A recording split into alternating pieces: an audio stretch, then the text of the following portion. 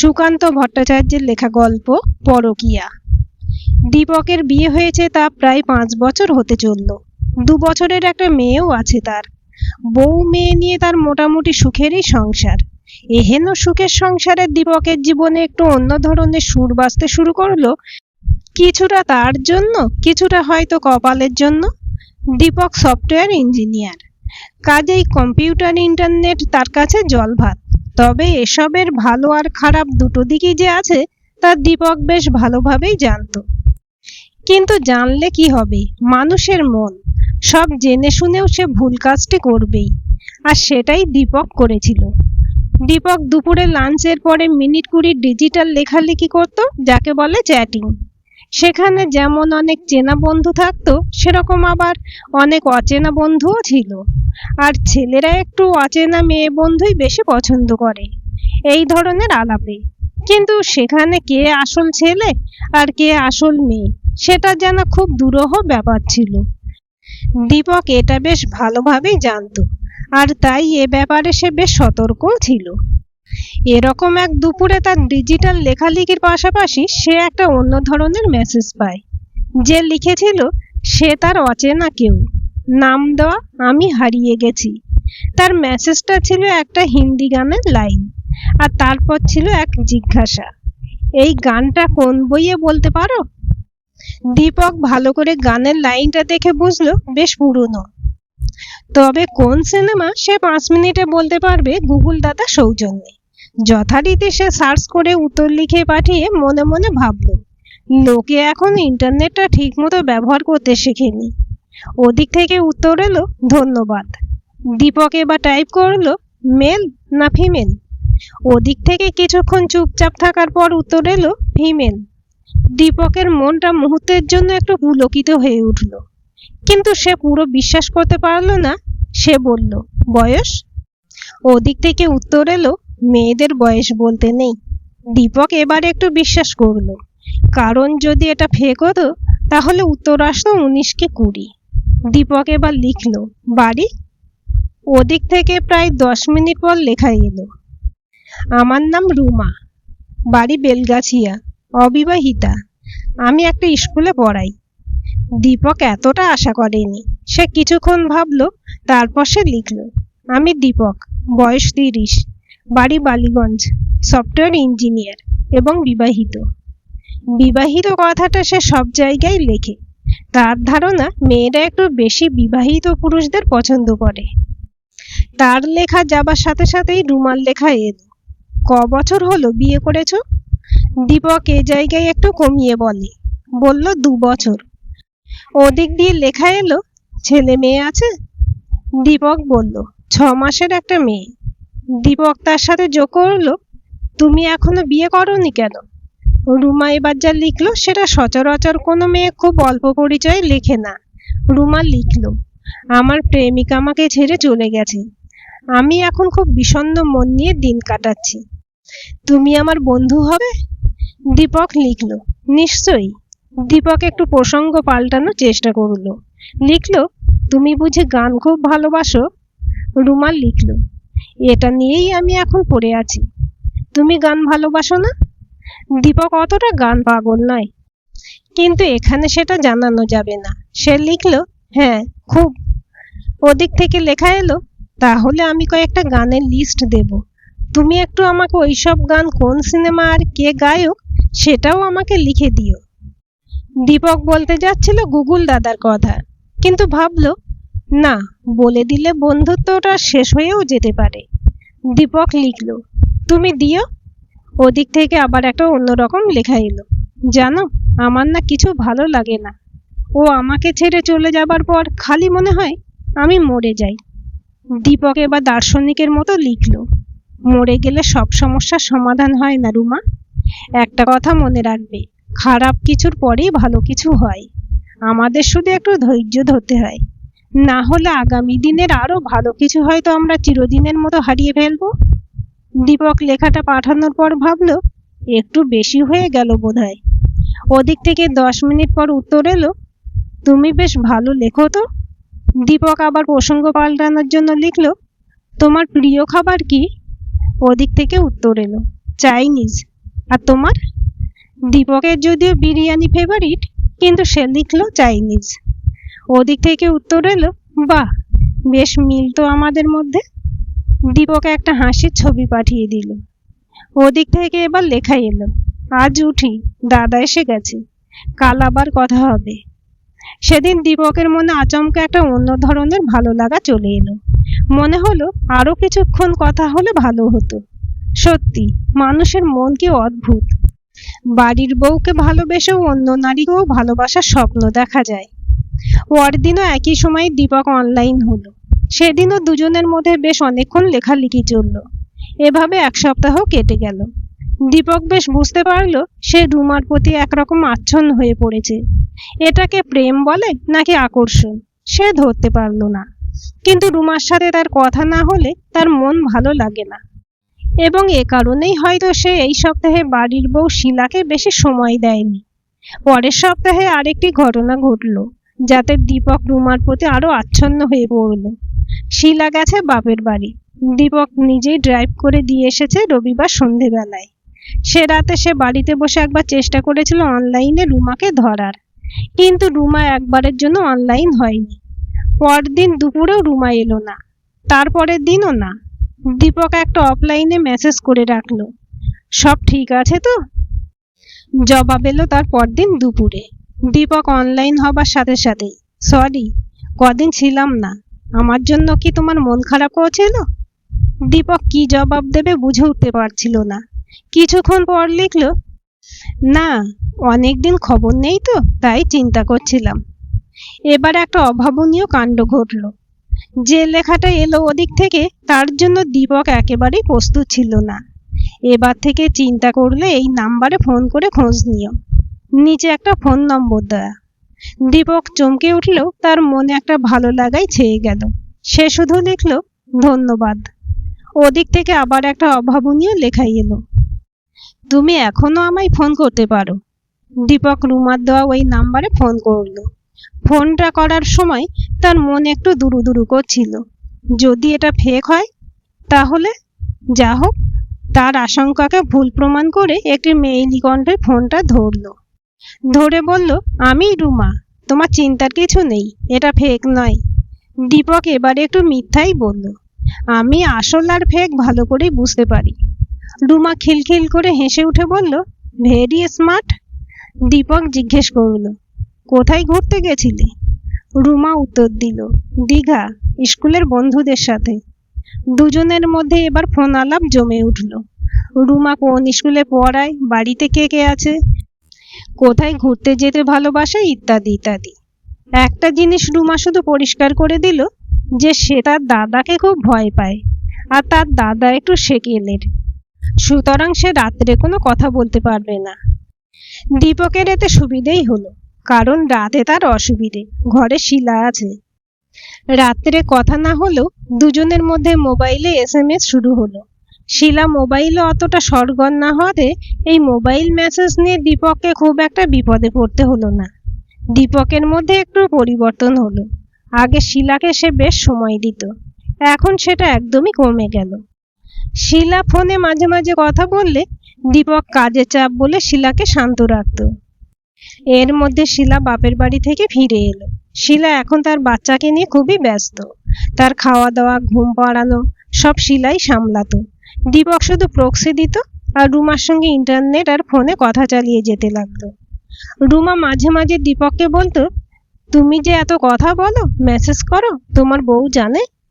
দীপক বেশ গর্ব করে বলতো, আমি দুদিক ব্যালেন্স করে চলতে পারি, যাতে বউও খুশি থাকে আর আমাদের মধ্যে কথাবার্তাও ভালো মতন চলে। রুমা তার বিখ্যাত হাসি হেসে বলতো, যেদিন ধরা পড়বে সেদিন বুঝবে। দীপক বলল, নো ম্যাডাম, আমি এ ব্যাপারে একটু স্মার্টই আছি। এরপর এক সন্ধেবেলায় এক ঘটনা ঘটল। সেদিন ছিল শনিবার। দীপকের অফিসের এক কলিগের বাড়িতে ককটেল পার্টি ছিল। সেটা রুমা আর শিলা দুজনেই জানতো। তো সেই পার্টি শেষ করতে করতে রাত 10টা বেজে গেল। একটু নেশাগ্রস্ত হয়ে দীপক নিজেই ড্রাইভ করে বাড়ির উদ্দেশ্যে রওনা দিল। হঠাৎ তার ফোনটা বেজে উঠল, আর কলারের নামটা দেখে সে নিজেই চমকে উঠল। রুমার ফোন। এত রাতে? ও তো বলেছিল রাতে ফোন করতে পারবে না। তাহলে? ফোনটা রিসিভ করলো দীপক। ও প্রান্তে রুমা বলল, কোথায়? দীপক বলল, ড্রাইভ করছি। রুমা বলল, সাবধানে ফিরো। নিশ্চয়ই নেশা করে আছো। সাবধানে ড্রাইভ করো। তোমার জন্য আমার চিন্তা হচ্ছিল। দীপক একেবারে মোহিত হয়ে গেল এই কথাতে। সে একটু নেশাগ্রস্ত ছিল। তার মনটা একটু ভারী হয়ে গেল। সে রুমাকে বলল, তুমি খুব ভালো মেয়ে রুমা। এতদিন আমার বিয়ে হয়েছে, কিন্তু শিলা কোনোদিন আমাকে এভাবে ফোন করেনি। দীপকের মুখ থেকে অজান্তেই বেরিয়ে এলো, I love you Ruma. Ruma ও প্রান্ত থেকে বলল, ধ্যাৎ, নেশার ঘরে যা তা বলছো। সাবধানে বাড়ি ফেরো। দীপক বাড়ি ফিরে দেখলো শিলা জেগে বসে রয়েছে, আর তার 2 বছরের মেয়ে ঘুমিয়ে পড়েছে। দীপকের হঠাৎ শিলার উপর খুব রাগ হলো। সে কোনো কথা না বলে বিছানায় গিয়ে শুয়ে পড়ল। শিলা তার কাছে এগিয়ে এসে বলল, খুব মজা করলে না? দীপক কোনো কথা না বলে পাশ ফিরে শুলো। শিলা এবার তার গায়ের উপর প্রায় শুয়ে বলল, কি হলো, কথা বলছো না যে? দীপক ওভাবেই শুয়ে রইল। শিলা, তুমি আমাকে ভালোবাসো? শিলা এবার জোর করে দীপককে কাঁধ করে ঠোঁটে আলতো করে চুমু দিয়ে বলল, জানি না।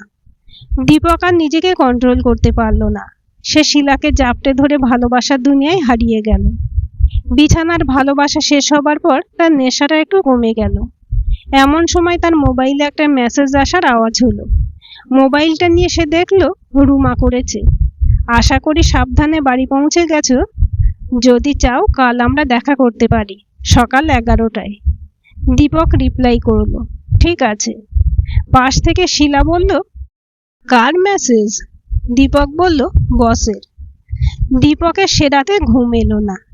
তার এক পাশে মেয়ে শুয়ে আছে, আর এক পাশে শিলা। ঘরের নাইট ল্যাম্পে শিলার মুখের দিকে তাকিয়ে সে ভাবল, এই মেয়ে স্বামী ছাড়া বাইরে আর কোনো জগৎ থাকতে পারে তা বোধহয় বিশ্বাসই করে না। আর রুমা, সে বিবাহিত জেনেও তাকে এক অজানা সম্পর্কের আহ্বানে ডেকে যাচ্ছে। দীপকের কাছে এই মুহূর্তে রুমাকে একটু হলেও বিরক্ত লাগলো। সে শিলাকে বুকের কাছে নিয়ে ঘুমানোর চেষ্টা করলো। সকালে ঘুম ভাঙলো শিলার ডাকে। শিলা চা নিয়ে অপেক্ষা করছে পাশের ঘরে। আজ রবিবার। দীপক উঠে পড়ল। সে বাথরুম থেকে ফ্রেশ হয়ে বেরোনোর মুখে মোবাইলটা বেজে উঠল। দীপক দ্রুত গিয়ে দেখলো রুমার ফোন। ফোনটা নিয়ে সে ব্যালকনির দিকে চলে গেল। রুমার কথা ভেসে এলো, সরি, রবিবারে তোমাকে ফোন করে অসুবিধা করলাম না তো? দীপক বলল, না। রুমা জিজ্ঞেস করলো, তা আজ দেখা হচ্ছে তো? দীপক একটু চুপ করে গেল। দীপককে চুপ করে থাকতে দেখে রুমা ও প্রান্তে বলল, অসুবিধা থাকলে থাক, অন্যদিন দেখা করা যাবে। দীপকের কি মনে হলো, সে বলে বসলো, না, আজই করব, কিন্তু 10টায় নয়, বিকেল 3টের সময় রাজারহাটের ইকো পার্কে। দীপক মনে মনে চাইল, আজ দেখা করে সম্পর্কটাকে ইতি করে দিয়ে আসবে। রুমা ঠিক আছে বলে ফোনটা কেটে দিল। কিন্তু রুমার ফোনটা পাওয়ার পর তার মনে আবার একটা নিষিদ্ধ আকর্ষণ কাজ করতে শুরু করলো রুমার প্রতি। 1 মাস হয়ে গেল তাদের কথাবার্তা চলছে। না, এবার দেখা করতেই হবে। কিন্তু দেখা করে কি করবে, কি বলবে? ভাবতে ভাবতে শিলার ডাক শোনা গেল, কি গো, চা যে ঠান্ডা হয়ে গেল, এসো। দীপক শিলাকে বলল, আজ তার বসের বাড়িতে একটা টি পার্টি আছে। সে দুপুর 2টোয় বেরিয়ে যাবে।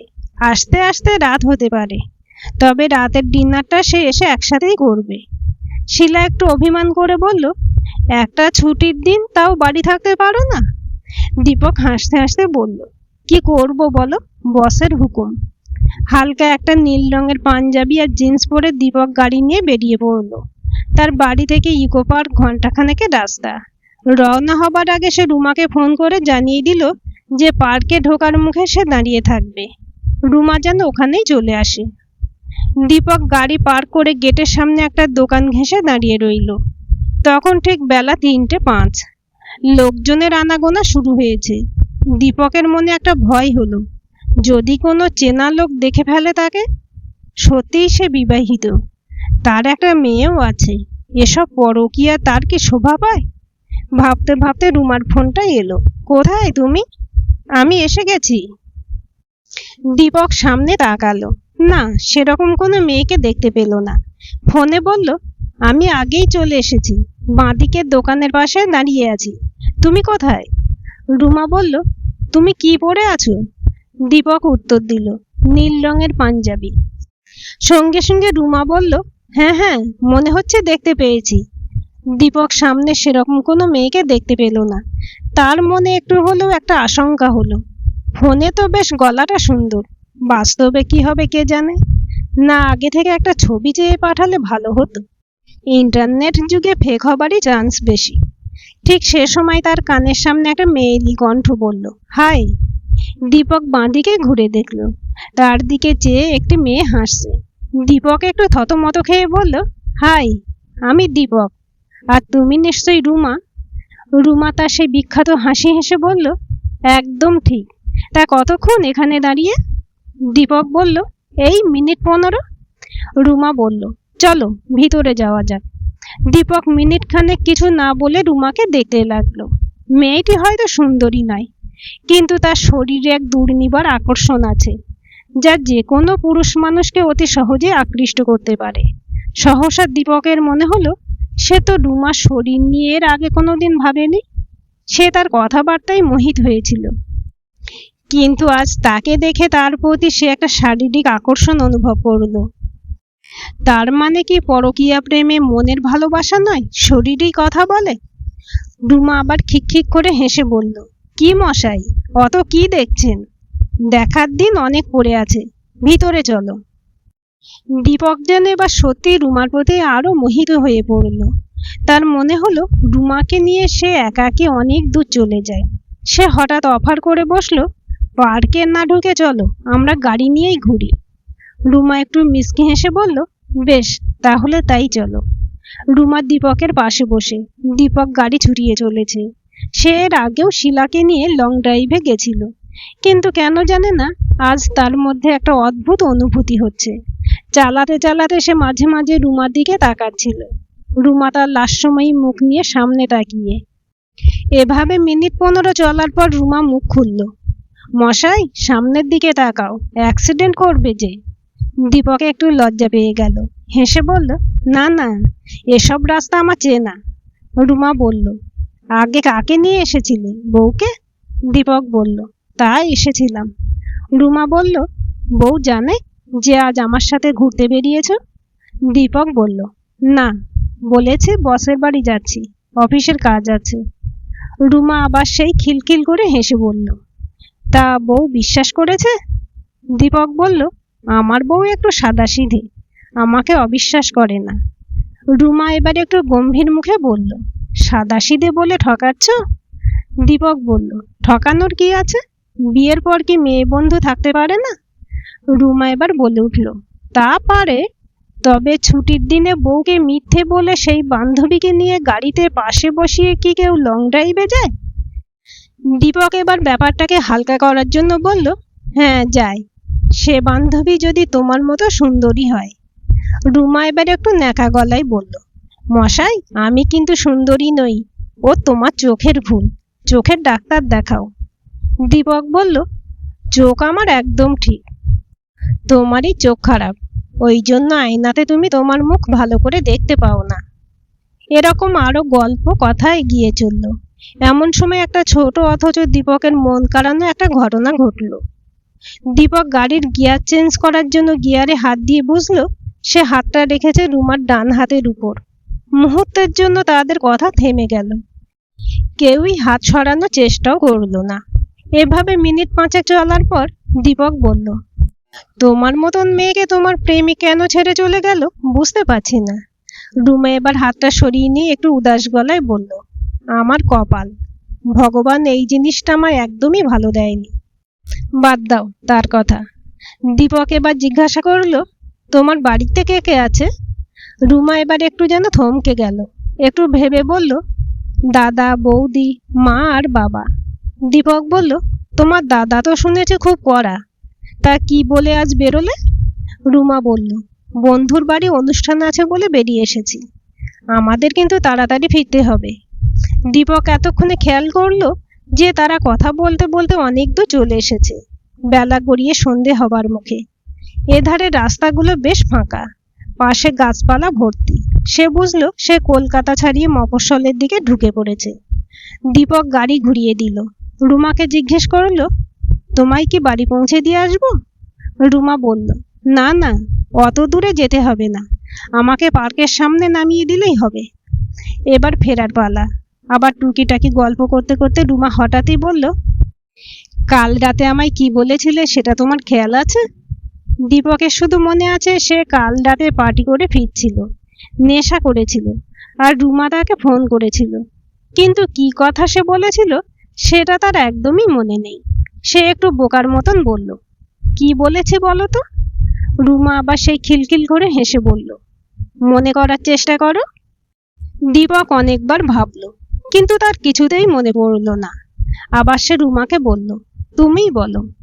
রুমা এবার একটু গম্ভীর মুখ করে বলল, মনে না পড়া মানে তুমি যা বলেছিলে সেটা মন থেকে বলনি, আর যা মন থেকে বলনি তা ভুলে গেলে মনে করানো উচিত নয়।